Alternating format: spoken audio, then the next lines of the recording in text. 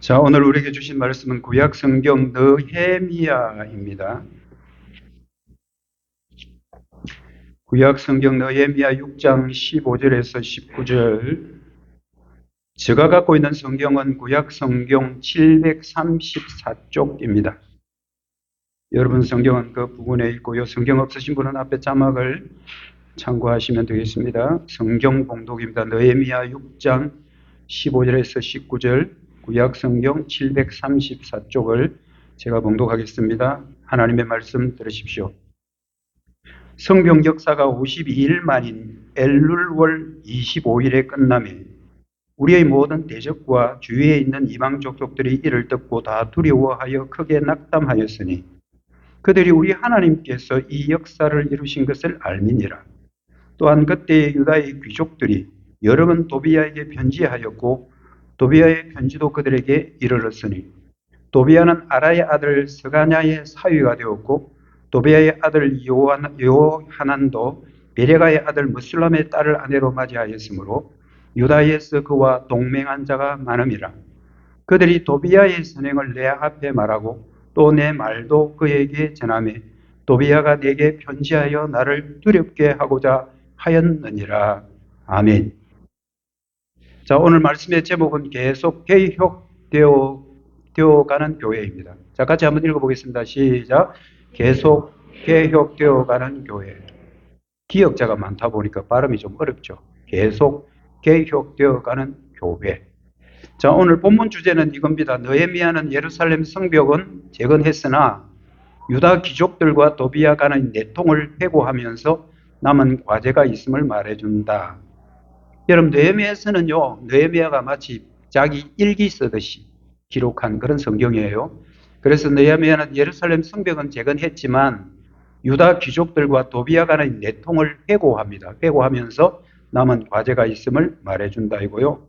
오늘 설교는 이런 주제로 하려고 합니다. 사탄의 괴계를 물리치기 위해서는 한번 개혁된 교회는 계속 개혁되어 가야 한다. 사탄의 괴계를 물리치기 위해서는 한번 개혁된 교회는 계속 개혁되어 가야 한다입니다. 제가 김해에서 목회할 때 어떤 집사님 한 분이 풍운의 꿈을 꾸고 우즈베키스탄이라는 데로 들어갔습니다. 그분은 기계를 만지는 분인데요. 아무래도 우리나라는 인건비도 비싸고 여러 가지 여건이 비싸고 세금도 많고 하니까 좀 더 싼 곳에 가서 사업을 하려고 우즈베키스탄으로 옮겼습니다. 물론 사업만 하기 위해서 간 건 아니에요. 사업도 하지만 그 사업을 통해서 전도를 해야 되겠다. 좀 선교를 해야 되겠다는 그런 마음으로 집사님이 큰 꿈을 안고 갔습니다. 그리고 나서 저하고는 계속 한 번씩 이제 전화 연락을 했는데 엊그제 이제 한국에 들어왔다 그러더라고요. 그러면서 아주 그냥 낙심한 그런 음성으로 목사님, 제가 사업을 접어야 되겠습니다 이러더라고요. 그래서 사업을 접는 것도 참 제 마음도 아프지만 그것보다 더 마음이 아픈 게 있어요. 그게 뭡니까 하니까 굉장히 가까이 있는 사람의 배신이라는 거예요. 자기가 믿었던 사람, 가까이서 믿고 맡겼던 사람들의 배신이 자기를 더 마음을 아프게 했습니다 라는 통화를 한 며칠 전에 했습니다. 그러지 말고 시간 나가는 이 물 좋고 산 좋은 삼천포로 내려와서 좀 쉬었다 가라고 이야기를 했는데 그러마 하고 답은 했습니다만 마음이 많이 지쳐있고 몸도 많이 지쳐있는 그런 상태였습니다. 가장 가슴 아픈 것은 가까이 있는 사람의 배신. 그 말이 저 마음속에 깊이 와닿았습니다. 여러분, 이 오늘 본문에 나오는 이 느헤미야, 이 사람은 어떤 사람인지 제가 잠깐 소개를 좀 하려고 하는데요. 주전 465년이에요. 주전입니다. 465년에 페르시아라는 나라가 하나의 제국으로, 여러분 제국들이 많았죠. 로마 제국, 페르시아 제국, 바벨론 제국들, 일본도 한때는 자기들 말로는 제국이라고 그렇게 하는데 그 제국이라는 것은 한 나라에만 속해 있는 것이 아니라 그 주변을 좀 다 다스리고 있는 것을 제국이라고 그러죠.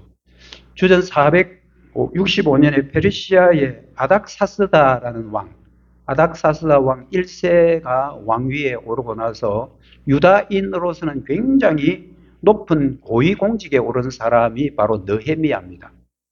근데 여러분들 느헤미야는 좀 특징이 뭐냐 하면 1차 포로기환 때 온 스룹바벨이나 2차 포로기환 때 온 에스라와는 조금 무늬가 좀 달라요. 어떤 무늬냐 하면 앞에 스룹바벨이라든지 에스라 이런 사람들은 좀 종교적인 일에 종사하는 사람, 좀 종교적인 일에 종사하는, 요즘 같으면 뭐 목회자나 그리고 뭐 신대원 신학교 교수 정도 되는 그런 사람들하고는 좀 분위기가 달라요. 느헤미야는 철저하게 정치적인 하나의 고위공직자였습니다. 그래서 느헤미야가 우리에게 던져주는 것은 굉장히 많아요. 여러분들이 지금 목회자가 아니고 여러분들은 뭐 특별히 종교에 깊이 관여하고 있는 분은 아니지만 여러분들은 세상 속에 사는 사람들이에요. 느헤미야도 그런 사람입니다. 그렇지만 느헤미야는 참된 믿음을 가진 신실한 하나님의 백성이었습니다. 그럼에도 자기가 맡은 고위공직에 대해서는 굉장한 자부심을 가지고 최선을 다했던 인물들입니다. 여러분들도 마찬가지예요. 여러분 세상 속에서 많은 일을 맡아고 하면서 여러분들의 신실한 하나님의 그리스도인으로 언약의 백성으로 살아가고 있지 않습니까? 느헤미야의 공식 직명은 뭐냐면 술관원입니다. 술관원 1장 11절에 나오는데요. 여러분 술관원은 뭐냐 하면 왕의 술뿐만 아니라 왕의 음식들을 항상 사전에 점검하는 사람입니다. 왜냐하면 이 시대는요, 누군가가 그 왕이 먹는 술이나 음식에 독을 탈 수가 있어요. 독을 타서 반역을 꾀하는 그런 업무를 꾸미는 그런 위험성이 항상 도사리고 있기 때문에 자기에게 가장 믿을 만한 사람, 측근 중에 최측근을 가까이 두고 그 사람으로 하여금 음식이나 술을 먼저 먹어보고 항상 체크하도록 그렇게 해놓았습니다. 그 사람이 누구냐 하면 유다인이에요. 페르시아 사람 아니에요. 유대 사람, 이스라엘 백성인 유대 사람 느헤미야입니다. 이 사람은 오늘날 뭐 우리나라 실적에 비추어 본다면 대통령실의 수석 비서관, 뭐 그 정도로 생각하시면 되겠습니다. 대통령 측근 중에 최측근이죠. 이 당시에 페르시아는 세계의 최강국이었습니다. 페르시아 제국이 그 당시에 세계를 거의 다 장악하고 있을 무렵이니까요. 요즘 같으면 미국의 장관 또는 미국의 대통령 비서관 같은 아주 막강한 자리가 느헤미야였습니다. 느헤미야는 페르시아의 고위 관료이긴 하였지만 늘 하나님 앞에 겸손했고요. 늘 하나님 앞에 신실한 사람이었고요. 특히 이스라엘 백성들에게 주어진 하나님의 그 율법에, 하나님의 말씀에 순종한 사람이었습니다. 그래서 항상 그 말씀을 듣고 배우면서 내가 하나님의 뜻으로 어떻게 살면 바르게 살까라고 고민했던 한 사람, 그 사람이 바로 느헤미야고요. 공식적인 직명은 술관원이었지만 페르시아 그 막강한 제국의 고위 공직자로 있었던 사람입니다. 제국의 공직을 수행하고 있긴 했지만 자기는 항상 생각하는 게 어디냐면 자기가 떠나온 예루살렘이에요. 자기의 본토, 자기의 고향, 자기의 고국, 자기의 조국. 항상 예루살렘이 어떻게 됐을까, 예루살렘이 어떻게 됐을까 하고 고민하며 거기에 관심이 있었던 사람입니다. 하나님을 믿는 사람이라면 이런 자세는 당연한 거죠. 여러분들도 종교적인 일에 깊이 관여를 하지 않다 하더라도 여러분들은 세상 속에서 항상 하나님의 나라에 대한 관심이 있어야 되고 여러분들은 하나님의 교회에 대한 관심을 항상 버리지 말아야 됩니다. 오늘날 성도들, 목회자는 아니라도 괜찮습니다. 여러분 교회에 뭐 장로나 직분이 안 가져도 괜찮습니다. 그러나 여러분들이 속해 있는 삶의 그 영역, 삶의 그 안에 여러분들은 늘 몸된 교회에 대한 관심, 그리고 하나님의 나라의 관심은 결코 버려서는 안 됩니다. 느헤미야가 이런 삶을 살고 있을 때에 자기 고국에서 느헤미야를 만나기 위해서 온 친형제 하나니, 그리고 그와 함께한 동행한 인물들이 어디로 찾아오느냐 하면 페르시아의 수도인 수산궁에 방문을 하게 됩니다. 그들이 온 목적은 아마 유다인으로서 페르시아 제국의 높은 자리에 있는 자기 형제 느헤미야에게 어떤 특별한 부탁을 하기 위해서 온 것이 아닌가라고 추정할 수가 있습니다. 느헤미야는 포로로 잡혀간 이스라엘 백성들이 다시 본국으로 돌아갔는데 본국으로 돌아간 그 귀한 민들은 도대체 어떻게 살까? 지금 뭘 하고 살까? 하나님께서 그들을 다시 풀어서 본국으로 돌아가게 한 것은 하나님의 깊은 뜻이 있을 테고 그들이 가면 해야 될 일이 있을 텐데 성전도 재건해야 되지만 성벽도 재건해야 되는 그 중차대한 사명을 맡은 그 귀한 민들이 지금 도대체 뭘 어떻게 하고 있을까 너무 궁금했죠. 그래서 자기의 친형제 하나니에게 그리고 같이 온 사람들에게 그 소식을 물었습니다. 우리 조국이 지금 어떻게 됐냐? 우리 고국이 지금 망한 뒤에 어떤 형편이냐 하고 물었습니다. 그러나 안타깝게도 느헤미야가 들은 소식은 매우 부정적인 소식뿐이었습니다. 느헤미야 1장 2절과 3절에 나와 있는데요. 이렇습니다. 내 형제들 가운데 하나인 하나니가 두어 사람과 함께 유다에서 내게 이르렀기로 유다와 예루살렘 사람들의 형편을 물었은즉 그 지방 거기에서 큰 환난을 당하고 능욕을 받으며 예루살렘 성은 허물어지고 성문들은 불탔다 하는지라. 여러분 좋은 소식 들으면 얼마나 좋아요. 그러나 아주 나쁜 소식만 전해줬습니다. 하나님에 의하면 예루살렘 성벽은 무너졌고 그리고 성문은 불이 탄 채로 중건되지 못한 상태에 현재 있고 허물어진 성벽은 아직 그대로 방치되어 성벽이 여러분들 강건해야 그 안에 있는 예루살렘 성전을 지키거든요. 그런데 예루살렘 성전은 재건됐지만 성벽은 허물어진 채로 약 한 140, 50년이라는 긴 기간 동안 그대로 방치되었다는 거예요. 여러분 마음이 얼마나 아픕니까? 느헤미야는 이 소식을 듣자마자 주변 사람들을 막 찾아가서 야 우리가 어떻게 해야 됐나? 우리가 무슨 대책을 세워야 되지 않겠냐? 그런 거 하지 않았습니다. 느헤미야는 이 소식을 듣자마자 바로 기도의 자리에 들어갑니다. 느헤미야 1장 4절이죠. 내가 이 말을 듣고 앉아서 울고 수일 동안 슬퍼하며 하늘의 하나님 앞에 금식하며 기도했더라. 여러분 우리 성도들의 자세는 이래야 됩니다.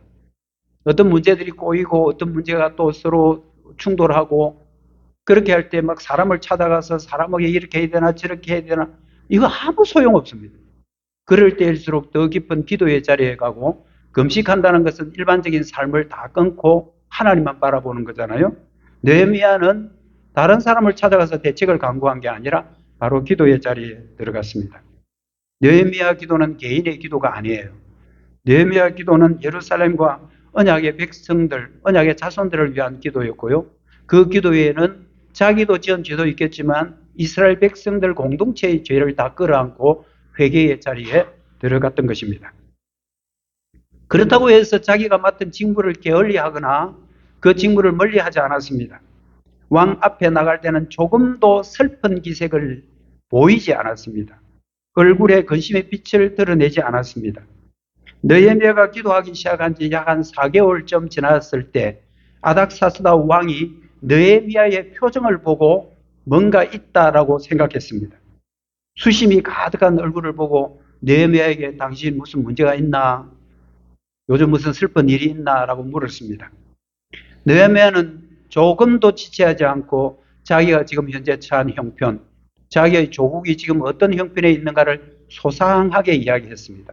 그러면서 매우 조심스럽게 내가 지금 이 공직 자리에 있지만 잠시 휴가를 주시면 제가 본국으로 돌아가서 형편을 좀 살피고 오면 안 되겠습니까? 라고 부탁을 했습니다. 여러분 왕의 입장에서 볼 때는 사실은 자기의 제국이긴 하지만 저기 가나안 땅 아무 관계가 없는 거예요.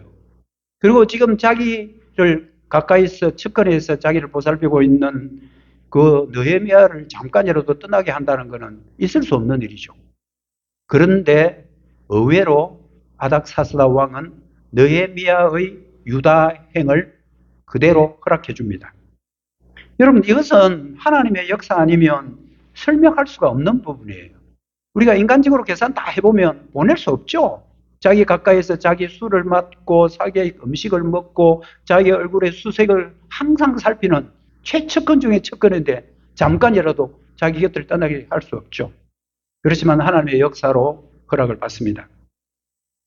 느헤미야가 떠나기 전에 왕에게 두 가지 조서를 부탁을 하는데요. 하나는 뭐냐 하면 내가 가나안까지 갈 때 나를 방해할 사람 없도록 저 서쪽에 있는 강 서쪽에 있는 총독들이 내가 나타나면 굉장히 무서워할 텐데 내가 무사히 나의 목적지에 갈 수 있도록 통행증을 하나 만들어 주세요. 그 통행증이라는 조서를 하나 만들어줬고요. 또 하나는 뭐냐 하면 삼림, 나무, 책임자 아사한테 예루살렘 성벽 그 문짝을 새로 만들 수 있도록 필요한 나무들을 제공받을 수 있도록 허가증을 하나 만들어 주세요라고 이 두 가지 조서를 부탁을 합니다. 그리고 왕은 그것을 허락해줘요. 준비는 철저히 했지만 항상 변수는 따르기 마련입니다. 제국에 속한 총독들은 느헤미야가 자기 고국을 방문하는 것을 탐탁지 않게 여겼습니다. 왜 그러겠습니까? 느헤미야가 고국을 방문하게 되고 지금 허술하게 부서져 있는 성벽을 다시 재건하게 되면 예루살렘 안에 있는 하나님을 만나는 백성, 그 성전, 하나님의 백성들은 성전 중심의 생활이었기 때문에 그들이 다시 새 힘을 얻게 되면 페르시아의 반기를 들 것은 분명한 사실이기 때문에 총독들은 반대할 수밖에 없죠.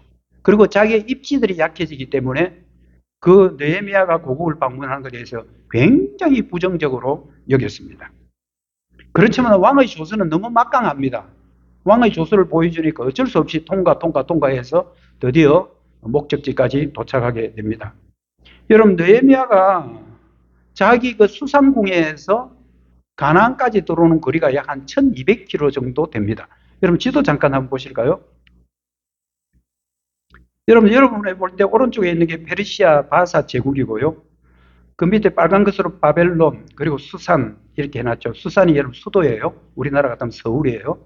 여기에서 쭉 위로 돌아서 왼쪽 편에 있는 예루살렘까지. 여러분, 이 거리가 약 한 1200km 정도 됩니다. 1200km 정도. 여러분들 혹시 아시는 분인지 모르지만 성희찬 목사님이라고 여러분 아시죠? 아무래도 아실 텐데 성희찬 목사님이 부산 을숙도에서 서울 한강까지 도보로 걸어서 한번 가봤다고 합니다. 을숙도에서 여러분 여의도까지 거리가 약 한 610km 정도 됩니다. 610km 정도. 그래서 이제 걸어가는데 평균 하루에 한 10시간을 걸었다고 해요. 평균 10시간을 걸어서 갔는데 서울까지 얼마나 걸리냐면 약 한 20일 정도 걸리더랍니다. 이분이 목사님이니까 가다가 주일날은 아무래도 예배드리고 그때는 쉬었겠죠. 그렇게 하면 약 한 23일 정도 부산 을숙도에서 한강까지, 저 위에 여의도까지 약 한 23일 정도 소요가 됐다 그러더라고요. 여러분, 수상궁에서 예루살렘까지가 약 한 1200km 정도 되면 배잖아요. 배니까 꼭 계산을 한다면 46일 정도 되겠지만, 그렇지만 일부는 뭐 짐승을 타고 갔다 하지만 도보로 걷는 사람들이 많았을 테고, 그리고 여러분들 여기에 그냥 느헤미야하고 사람들, 젊은 사람 몇 사람만 간 게 아니에요. 일부 간 사람들도 여자도 있고 아이도 있고 이렇게 해서 약 한 2달 정도는 걸렸을 거라고 추정할 수가 있습니다. 어쨌든 이 먼 거리, 2달 동안 걸어가야 되는 이 거리, 느헤미야는 무사히 도착을 하게 됩니다. 이게 여러분 제3차 포로 귀환입니다. 주전 445년에 있었던 느헤미야가 주도한 제3차 포로 귀환입니다. 예루살렘에 도착한 지 3일 정도 지나서 급한 마음에 예루살렘 성벽과 주변을 쭉 둘러봅니다. 그 당시에 여러분 예루살렘 성전은 재건됐습니다. 여러분 성전과 그리고 성벽은 좀 구분하셔야 돼요. 1차 포로 귀환 스룹바벨이 갔을 때 제일 먼저 한 거는 물론 조금 더 뒤에 지체되긴 했지만 516년에 성전은 재건되었습니다. 그러나 성벽은 재건되지 않았던 거예요. 성벽은 그대로 방치됐던 것을 3차 포로 귀환한 느헤미야에 의해서 이제 성벽을 재건하게 되는 겁니다. 자기가 지금까지 하나님께서 인도하심을 받아서 내가 무사히 1200km 넘는 여기까지 왔다. 우리 힘으로 올 수 있었겠냐? 이건 하나님의 역사고 하나님의 도우심의 손길 때문에 내가 왔다. 자, 우리가 이제 이 무너진 성벽을 우리가 다시 재건하자. 인간적인 방법으로 안 되겠지만 이 성벽을 재건하게 되면 하나님께서 우리를 도와주실 거야. 우리 힘내자. 으쌰. 우리가 한번 해보자. 이 말로 백성들을 설득하기 시작합니다. 이스라엘 백성들은 그동안 손 놓고 있었던 성벽 재건 공사, 이거는 엄두가 나지 않는 거예요. 이미 세월이 약 한 140년 흘렀습니다. 느헤미야에 있을 때의 백성들은 좋다. 우리 같이 한번 해봅시다. 이 성벽이 건강해야 하나님의 성전도 지킬 수 있지 않습니까? 하면서 다 함께 힘을 합쳐서 드디어 성벽 공사를 시작하게 됩니다. 그렇지만 순탄치만은 않았습니다. 왜냐하면요, 대적자들이 있었기 때문입니다. 여러분 2장 19절에 보면 호론 사람 산발랏과 종이었던 암몬 사람 도비아와 아르비아 사람 게셈이 이 말을 듣고, 성벽 재건한다는 말을 듣고 우리를 업신여기고 우리를 비웃어 이르되 너희가 하는 일이 무엇이냐? 너희가 왕을 배반하고자 하느냐? 여러분 산발랏이라는 사람은 페르시아 제국에서 파송된 총독이에요. 어디에 있었냐면 사마리아에 있었습니다. 이스라엘 북쪽에 있는 사마리아 총독으로 파송된 사람이 산발랏이고요. 도비아라는 사람은 암몬 사람인데, 이방 사람인데도 그 산발랏 밑에 붙어서 종처럼 그렇게 섬겼던 사람이 도비아. 이 사람이 굉장히 악한 사람이에요. 그리고 아라비아 사람 게셈이라는 사람도 같이 협력해서 이 이방인들 전체가 이스라엘 백성들이 성벽을 재건하는 것에 대해서 반기를 들고 반박을 하고 방해를 하고 별의별 일들을 다 꾸며냅니다.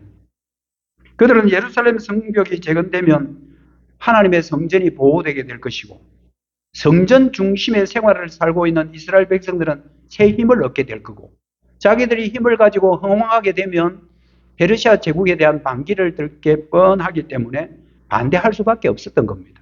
그것보다 자기 개인적인 이득이, 자기들의 지금 입지가 약해지는 것을 산발랏이 알았고 도비아도 알았습니다. 그래서 적극적으로 성벽 재건 공사를 방해했습니다. 그리고 무엇으로 엄포를 놓느냐 하면, 너희들 이 성벽 재건하면 저 페르시아 제국의 아닥사스다 왕에게 반역하는 거야 라고 하면서 엄포를 놓기도 했습니다. 성벽 재건이 본격화되자 드디어 노골적으로 그들은 분노하기 시작하는데요. 느헤미야 4장 1절 보십시다. 산발랏이 우리가 성을 건축한다함을 듣고 크게 분노하고 비웃었다. 두 개 했습니다. 분노했고 비웃었다. 여러분 분노한 이유가 뭐겠습니까? 여러분 성벽이 무너진 것이 언제냐? 주전 586년이에요.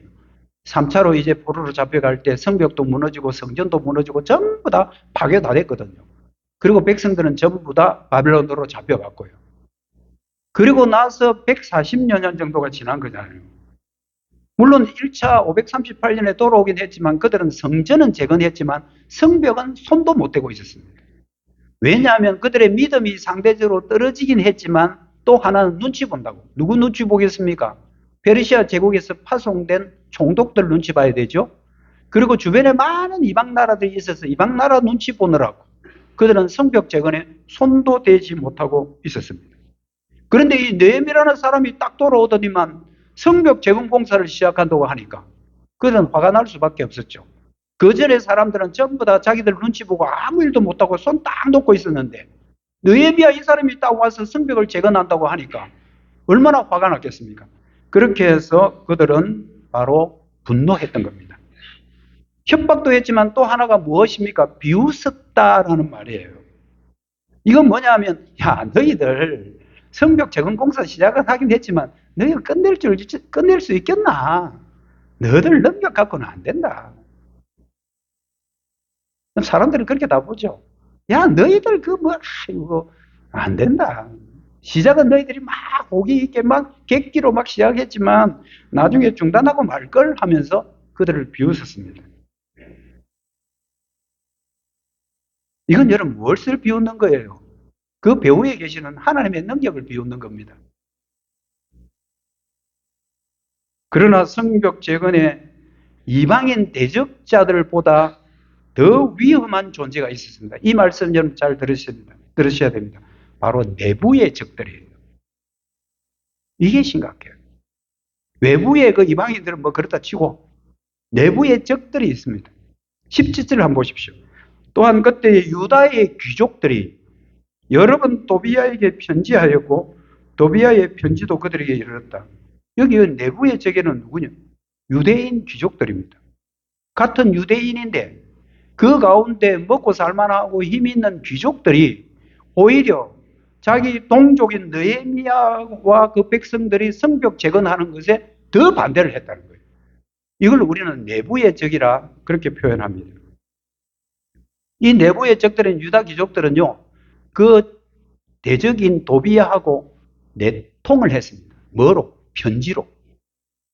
요즘 같은 뭐 SNS에서 카톡 쳐가지고 타다닥 이랬지만 편지를 주고 거기서 또 편지가 오면 여기서 받고 그러면서 느헤미야 모르게 성벽 재건의 열성을 내는 그 백성들 모르게 내부에서 내통을 하고 있었습니다.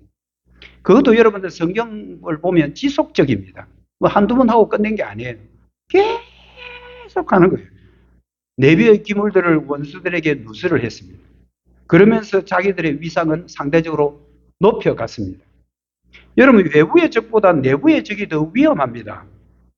외부에 있는 자들은 사실은요, 외부에 있는 사람들은 이 내부의 실상을 잘 몰라요. 예를 들자면 세상 사람들 있잖아요. 이제 교회 안 다니는 세상 사람들은 교회를 막 욕은 하긴 하는데 그 욕을 무슨 욕을 해야 될지는 잘 몰라요. 왜냐하면 내부에 일어나는 일은 잘 모르니까. 그들은 상식적인 선에서 교회를 공격할지 모르지만 정말 진짜 공격해야 될 게 뭔지는 외부 사람들은 모릅니다. 문제는 뭐냐면 내부의 적이에요. 내부의 적은요, 내부 실상을 잘 알고 있습니다. 무엇을 공격을 해야 이 사람들이 치명타를 입고 있다는 것은 내부의 적들이 너무 잘 압니다. 정보를 누설하는 것만이 아니라 공동체 안에서 다른 공동체들을 선동하기도 하고요. 그러면서 그 공동체를 분열시키는 사람들은 외부의 적이 아니라 내부의 적입니다. 여러분, 1980년도 우리나라는 격동의 시대였죠. 저는 그때 뭐 군대도 갔고 군대도 제대할 무렵이라서 이 세상에서 일어나는 건 제가 잘 몰랐습니다. 군대 가고 나서 바로 일주일 만에 광주 사태 터졌으니까요. 근데 1980년대 그 사료들 또는 그거를 배경으로 한 영화 같은 것들을 보면 그때 정말 사회도 혼란스러웠지만 이 사회를 혼란스럽게 하는 간첩들이 온 사방에 퍼져 있었습니다. 지천의 간첩들이 압력을 일삼고 있던 때였습니다. 간첩들은 사회 전반에 깊숙이 침투되어 있습니다. 그러면서 그들은 내부에 일어나는 일들을 너무 잘 아는 거예요. 여러분, 심지어 국정원 안에도 북한과 내통하는 사람들이 있었다는 것, 충격적인 사건들 여러분들 보도를 통해서 아시잖아요. 이렇습니다. 이들이 오히려 더 위험한 겁니다. 대적들과 내통하는 유대 귀족들은 느헤미야의 지도를 따르지 않습니다. 오히려 이방인 세력들과 손을 잡고 그렇게 사는 것이 자기들은 저신술이라 생각하고 지혜로 저신한 것으로 착각하고 있었습니다. 그들은 이방 세력과 의기투합하여 자기들의 목적을 이루어가고 있었던 것입니다. 게다가 더 악한 게 뭐냐 하면요, 이 유대인 귀족들이 공공연하게 느헤미야 앞에서 자기의 대적인 도비야를 계속 지켜 세운다는 거예요. 여러분, 충격적인 말씀이 19절에 있는데 한번 보십시오. 그들이 도비야의 선행을, 여러분 도비야는 이방인이고 지금 성벽 재건하는 데 방해하는 1등 공신이잖아요.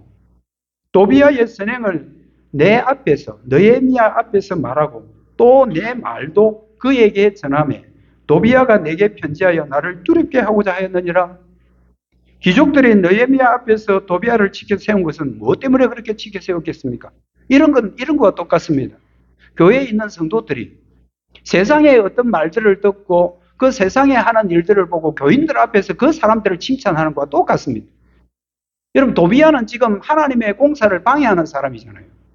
그런데 그 지도자인 느헤미야 앞에서 도비야의 행적을 선행이라고 하면서 계속 도비야를 지켜 세우고 있습니다. 그렇게 해서 어떻게 하든지 느헤미야를 깔아 뭉개리고 하고 느헤미야를 두렵게 만들고자 하는 그들의 협착입니다.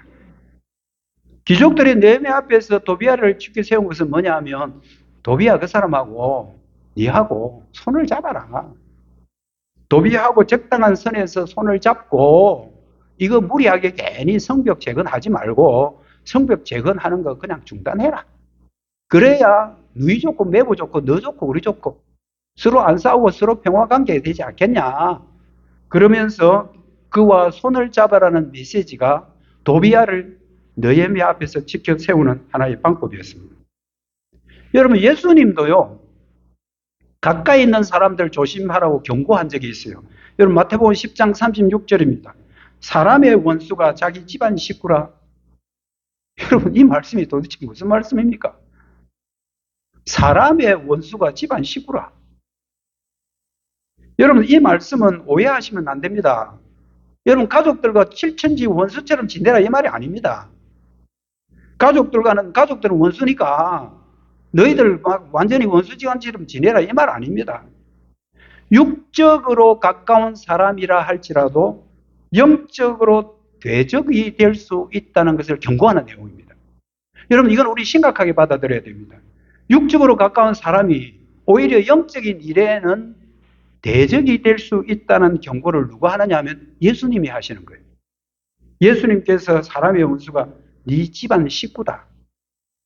여러분, 불신 가족이 대적이 될 수 있다는 경고의 말씀이지 가족들 전체를 원수 취급하라는 말씀은 아닙니다. 예를 들어 이런 겁니다.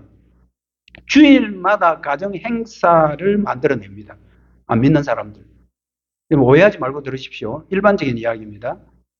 가족 행사를 만들어내고 또 이벤트를 만들어내고 이렇게 해서 겨우 교회 주일날 예배드리러 가는 성도들을 예배드리지 못하도록 방해하는 괴계는 어디든지 있다는 거, 그건 너희들 조심하라고 경고하는 것이 예수님의 경고입니다.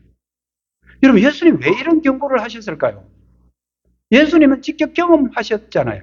누굽니까? 12명의 제자 가운데 완전히 예수님을 팔아서 넘겨버린 가룟 유다가 있었습니다.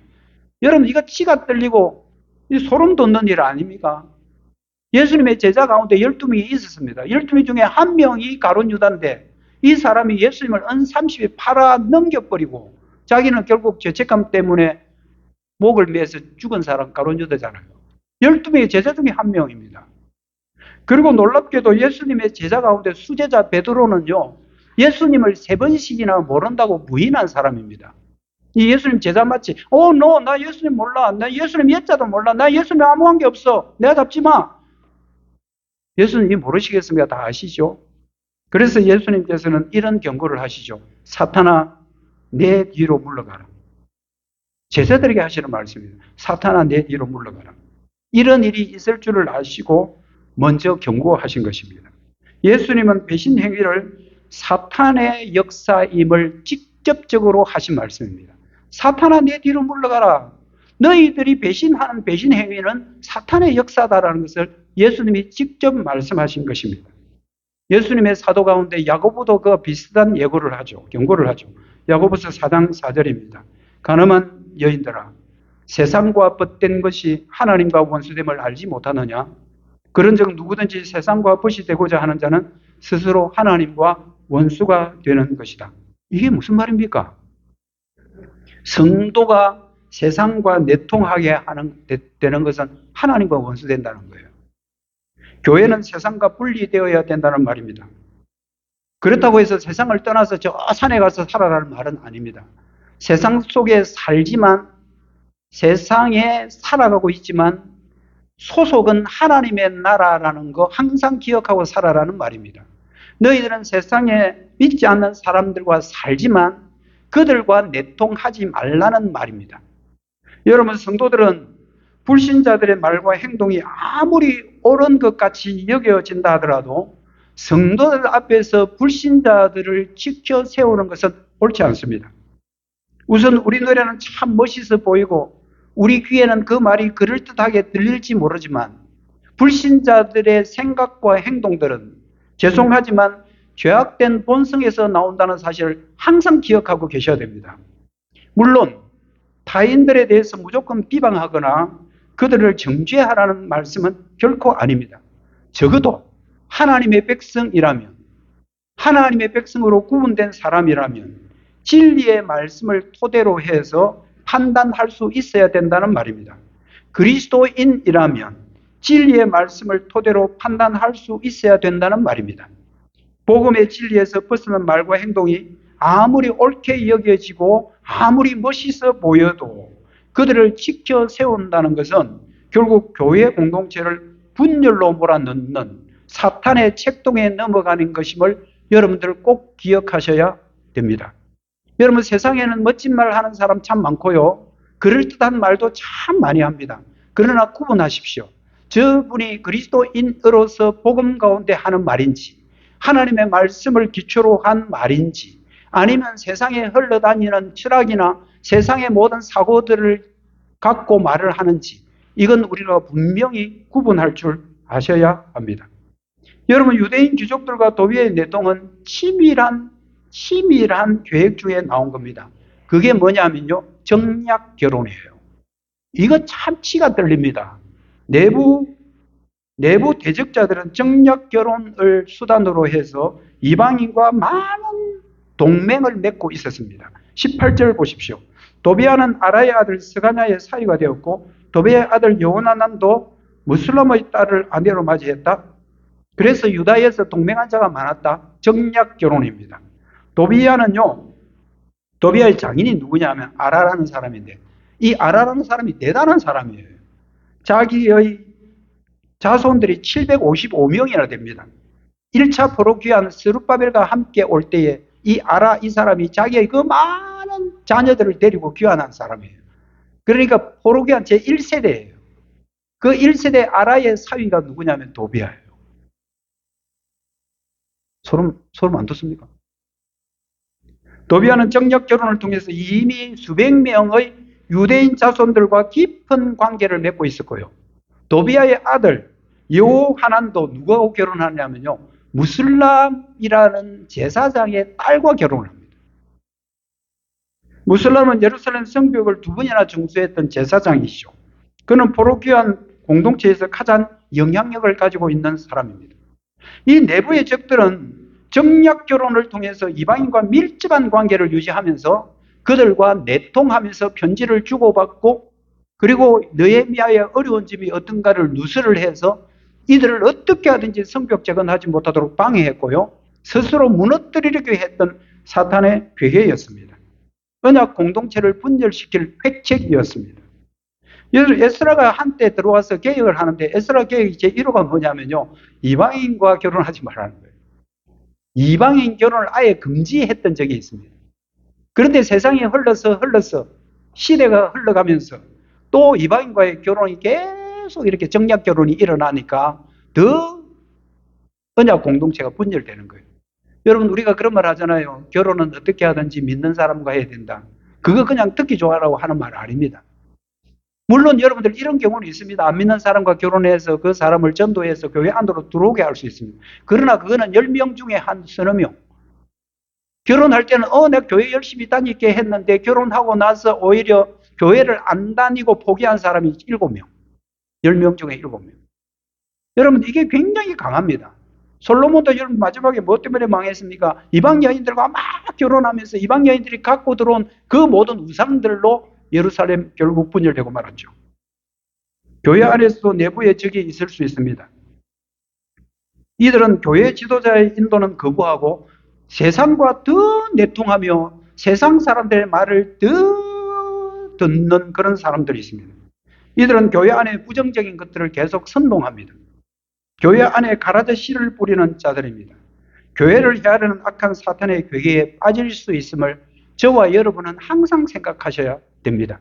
여러분, 이런 사람들이 있습니다. 교회에서 일어나는 일들을 믿지 않는 사람들에게 가서 그냥 전부 다 이야기 다 하는 거예요.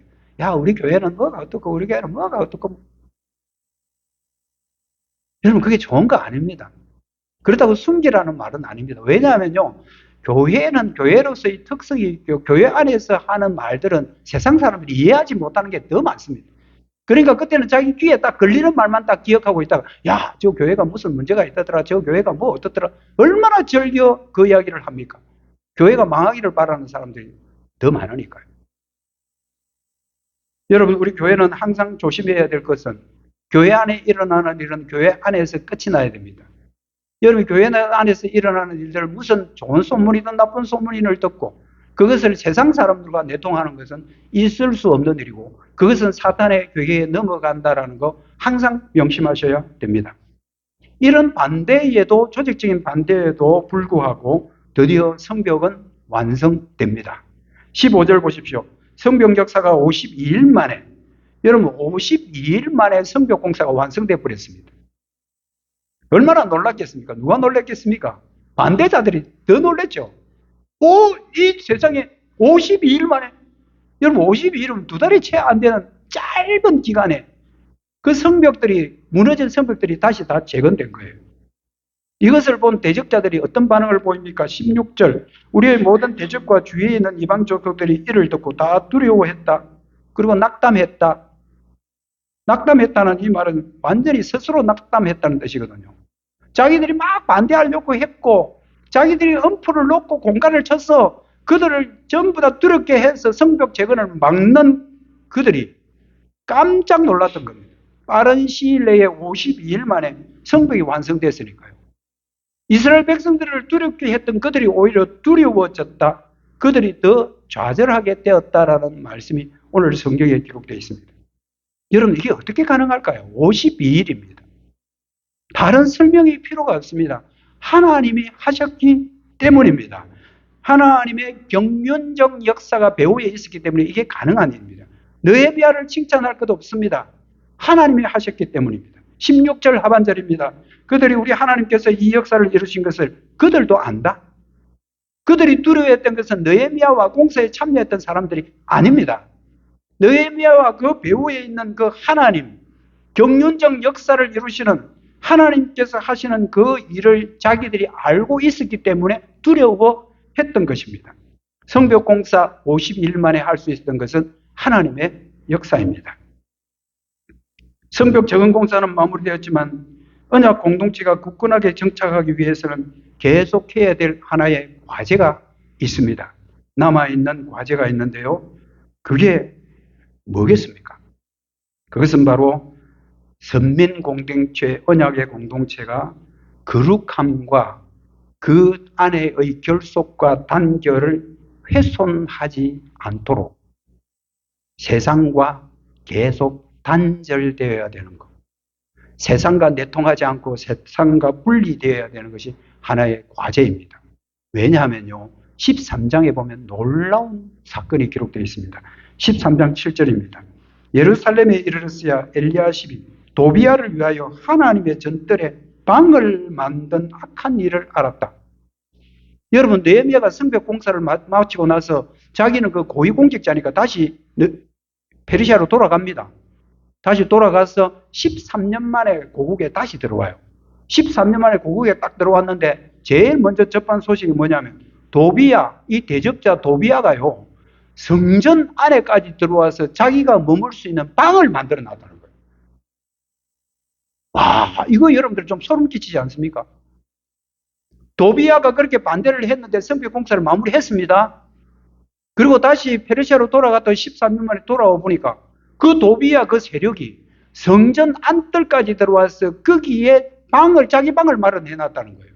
누구를 꼬셔서 그 당시에 제사장인 엘리야십이라는 사람을 꼬시고 그렇게 해서 자기 방을 만들어 놓은 거예요.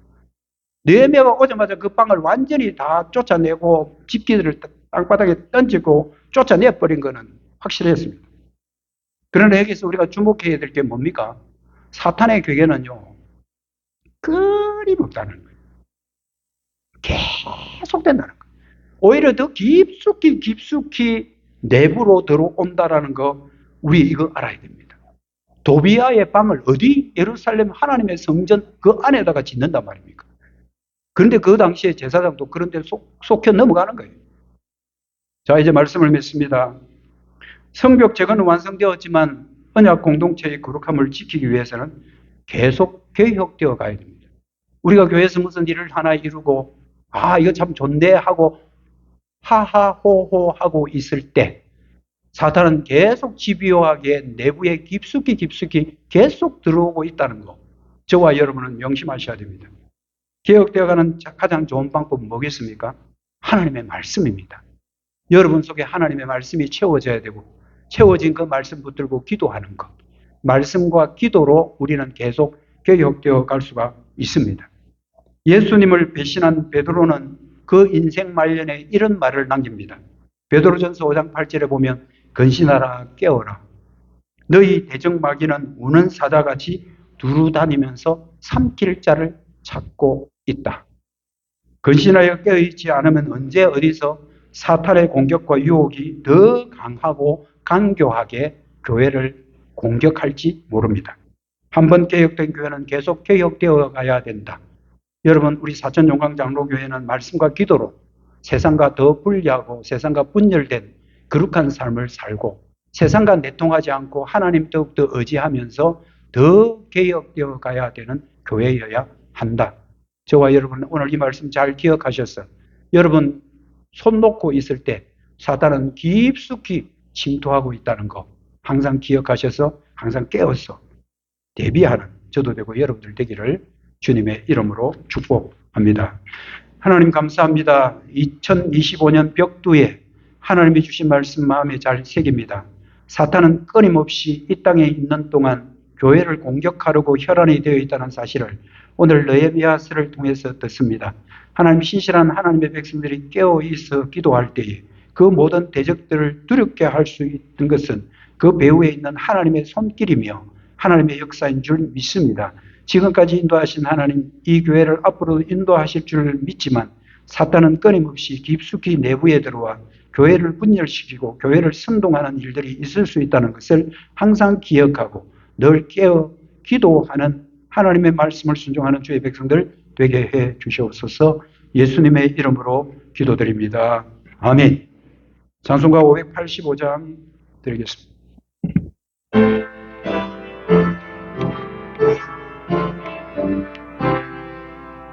내 주는 강한 손